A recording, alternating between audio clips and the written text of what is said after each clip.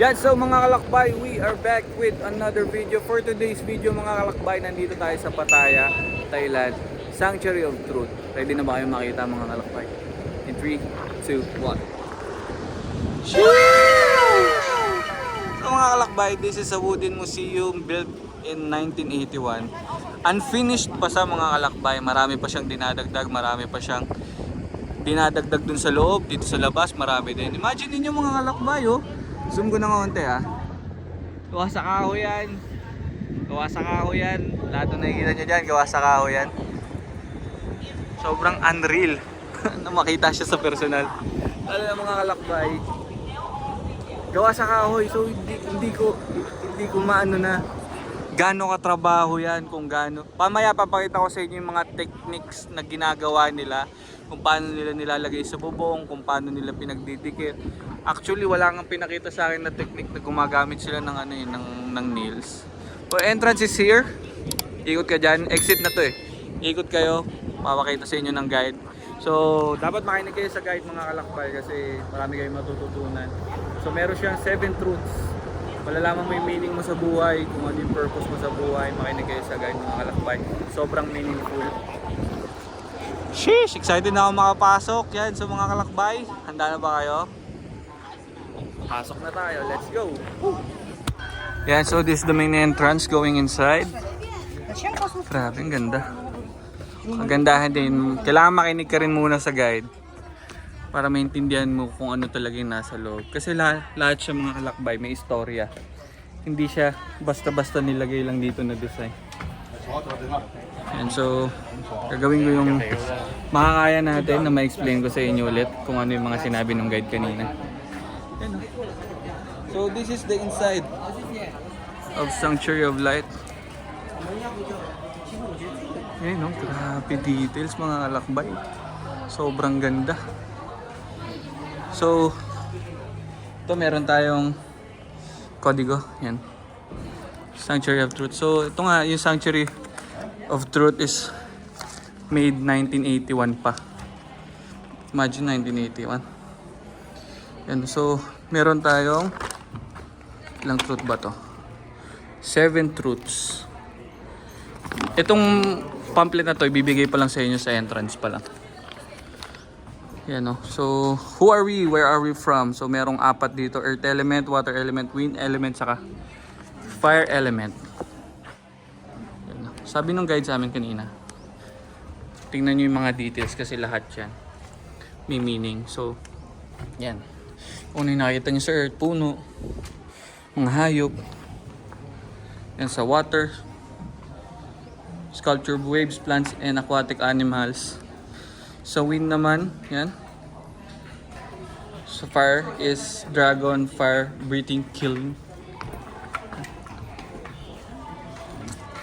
So, punta tayo sa second truth. How do we survive? Yan yung nakalagay dito. Kamaganda mga kalakbay kasi hindi nila kina-crowded. So may time kayo para mag-picture, para mag-video. Basta makinig lang muna kayo sa guide para maintindihan nyo talaga. Grabe.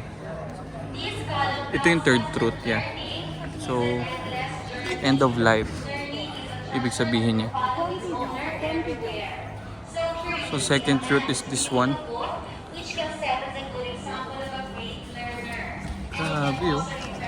Diba? Hindi, ang ganda tignan ng hindi siya crowded. So this is the second truth. Yung how do we survive. So yung mga gods of the week. So yung mga araw natin sa isang week. Ito yung nare-represent niya. You know, Monday, Sunday. Sunday, Sun. So yan, Monday, Tuesday, Wednesday, Thursday, Friday, Saturday, and this one is Sunday. Pinakamalaki. Third truth is yun, yung nasa gitna, the end of life.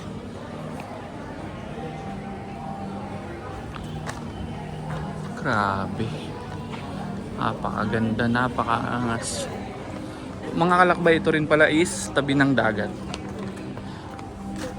Saka tinanong ko rin kanina kung hindi ba dinadaanan to ng bagyo? Hindi naman daw kasi mga bagyo dito hindi rin naman ganun kalalakas.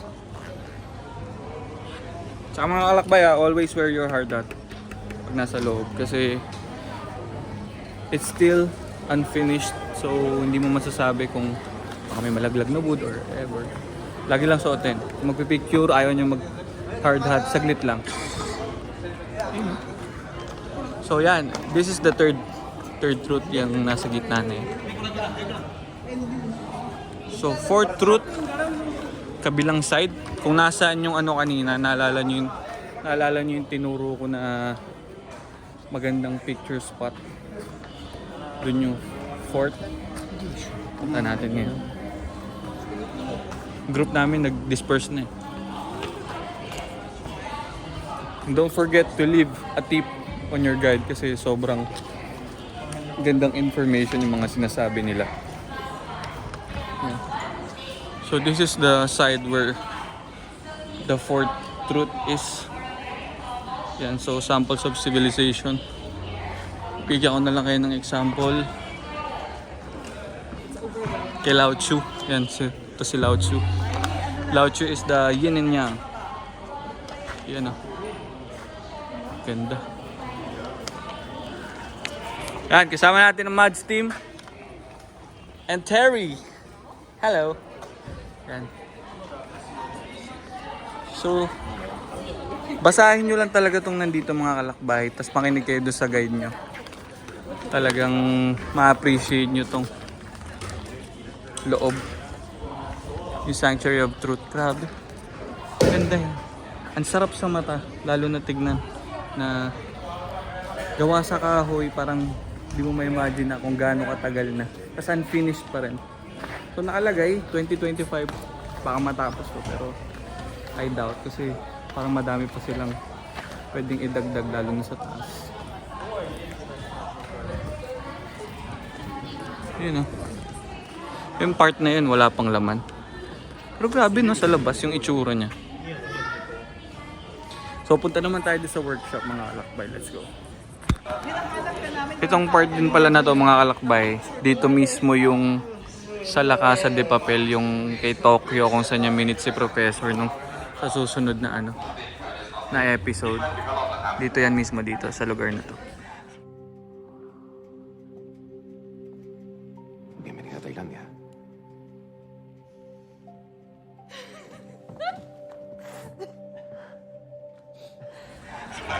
Fourth yata to sa fourth. May bagong group na dumating. Yan na. Galing. Ito mga kalakbay yung late king nila, so si King Rama the 9th. Meron din siyang sculpture dito. So meron ng bagong king, King Rama the 10th. So dito makikita mo na rin yung mga ibang truth of life yan. So dito mo makikita yan, palagi sa baba. So exit is here. Ano makikita niyo sa taas, marami pa siyang pwedeng idagdag. Diba? Upon exit makikita niyo tong picture ni Lek Griahab-hun. So siya yung creator tsaka yung asawa niya. Pero yun yung 1981 pa niya sinimulan. Prapay-Birayab-hun. Dito yan sa exit. So mga kalakbay, may mga ibang pwede pang gawin dito actually. Pero tulad niyan, hindi ka sumakay sa elephant. So syempre, nakakawa na may elephants, ganito kainit. The last truth of life is family yan. Kung mababasa nyo lahat sa pamphlet yan kapag nakita nyo. Doon yung workshop, punta tayo ngayon doon. So ito mga kalakbay, small scale structure ng mismong Sanctuary of Light. So makikita mo dito yung iba't ibang technique nila kung paano nila kinakabit. Tulad nga yan, meron dovetail yan from the side. Yung dovetail, yan siya, lalak. Para sa ceiling daw, carrying pole, para dun sa mga pwedeng ilagay pa. So iba-iba. Galing no? Kasi oonti lang yung pako. Hindi ko nga alam kung may pako pa silang nilalagay dyan eh. Basta all wood. Wood carvings lang. So ito pa, tingnan nyo. Small scale structure. Ayan siya. Yung kinalabasan, ayan. Grabe, napakaganda. So mga kalakbay, ito yung mismong workshop kung saan ginagawa yung mga nilalagay dun sa loob ng Sanctuary of Light. So, nag-start sa wood. Kakat nila, tapos ibibilan nila sa araw. Pag after nun, ipapasok nila dito. So, drawingan. Lalagyan nila ng pattern kung paano nila i-carve. So, from chalk, kakarve nila yan. So, example ito, fresh na fresh. Grabe. Big chunk of wood. So, originally, ito yung itsura niya. Yan. Wood, tas lilinisin lang. Grabe, solid oh. Ito medyo gawa na yung itsura. Yan.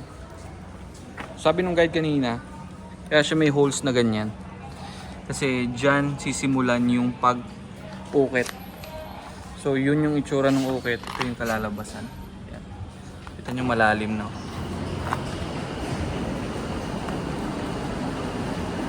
Ito yung mga structure na tao, mga god, structure nila. This one. Grabe, sobrang talented mga kalakbay. Sobrang detailed.